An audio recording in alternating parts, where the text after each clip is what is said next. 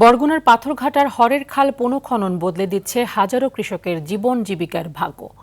জলাবদ্ধতা, সেচ সংকট আর ফসল ডুবির দুর্ভোগ কাটিয়ে নতুন স্বপ্ন বুনছেন তারা। খালটি খনন করায় ধানের পাশাপাশি মৎস্য সম্পদ ও জীববৈচিত্র্য সংরক্ষণেও ইতিবাচক প্রভাব রাখবে বলে জানান সংশ্লিষ্টরা। বরগুনার পাথরঘাটা থেকে তাহিদুল ইসলাম শুভর পাঠানো তথ্য ও চিত্রে আরও জানাচ্ছেন সুলাইমান কবির। বরগুনার পাথরঘাটা উপজেলার কাঁঠালতলী ইউনিয়নের হরের খাল এটি। দখল, দূষণ আর পলি জমে কয়েক মাস আগেও অস্তিত্ব সংকটে থাকা খালটিতে এখন দেখা মেলে স্বচ্ছ পানির প্রবাহ।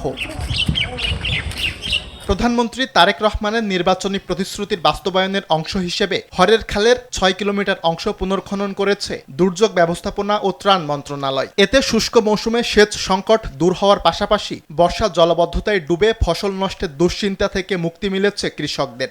অনেকের বাড়ি পুষ্করিণীতে পানি থাকতো না, এখন এই খালটা খনন করার কারণে অনেকের বাড়ি পানি নিতে পারতেছে, অনেকের গৃহস্থে পানি ব্যবহার করতে পারতেছে। সারা বাংলাদেশে যে খাল খনন কর্মসূচি অংশ হিসাবে আমাদের এই খাল খনন করেছে, যেটিতে এই এলাকার প্রান্তিক কৃষকের বিভিন্নভাবে উপকার হয়েছে।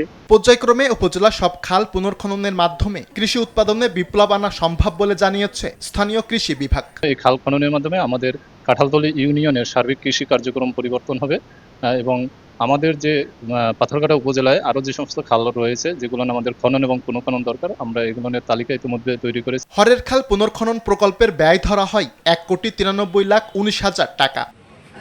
সুলাইমান কবির, RTV।